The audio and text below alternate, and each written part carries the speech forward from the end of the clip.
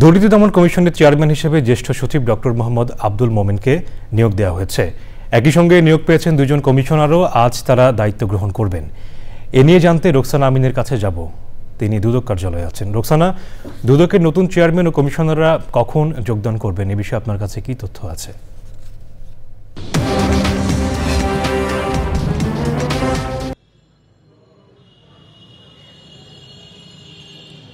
সামির, যেমনটি আগেও বলছিলাম যে গতকালই আপনার জ্যেষ্ঠ সচিব, তিনি স্বরাষ্ট্র মন্ত্রণালয়ের জননিরাপত্তা বিভাগের জ্যেষ্ঠ সচিব হিসেবে চুক্তিভিত্তিক দায়িত্ব পালন করছিলেন ডক্টর মোহাম্মদ আব্দুল মোমেন।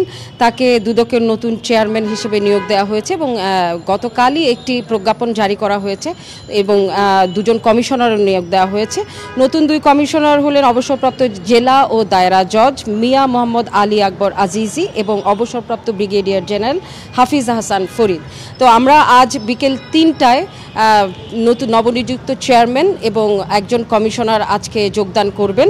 তাদের মধ্য থেকে আরও একজন নবনিযুক্ত কমিশনার অবসরপ্রাপ্ত ব্রিগেডিয়ার জেনারেল হাফিজ হাসান ফরিদ, তিনি দেশের বাইরে থাকায় তিনি ১৭ তারিখ যোগদান করবেন, এমনটি তথ্যই আমাদের কাছে আছে। আর আপনাদের একটু দেখাতে চাই আপনার মাধ্যমে দর্শকদের যে ইতিমধ্যে সবাই আসলে অপেক্ষায় আছে, দুদক সচিব সহ এবং দুদকের ঊর্ধ্বতন কর্মকর্তারা, তারা হচ্ছে নবনিযুক্ত চেয়ারম্যান এবং কমিশনারকে তারা বরণ করে নেবেন এবং তারা তাদের প্রস্তুতি নিয়েছেন। তো আমরা গণমাধ্যম কর্মীরাও আমরা অপেক্ষা করছি, আসলে তাদের অপেক্ষা করছি। বিকেল ৩টা নাগাদ তারা আসবেন বলে আমাদের কাছে তথ্য আছে। আর আরেকটি বিষয় জানিয়ে রাখি যে গত ২৯ অক্টোবর ব্যক্তিগত কারণ দেখিয়ে দুদকের সাবেক যে চেয়ারম্যান ছিলেন মইনুদ্দিন আবদুল্লাহর কমিশন, দুই কমিশনার সহ তারা ব্যক্তিগত কারণ দেখিয়ে তারা পদত্যাগ করেছিলেন রাজনৈতিক পট পরিবর্তনের পরপরই মূলত।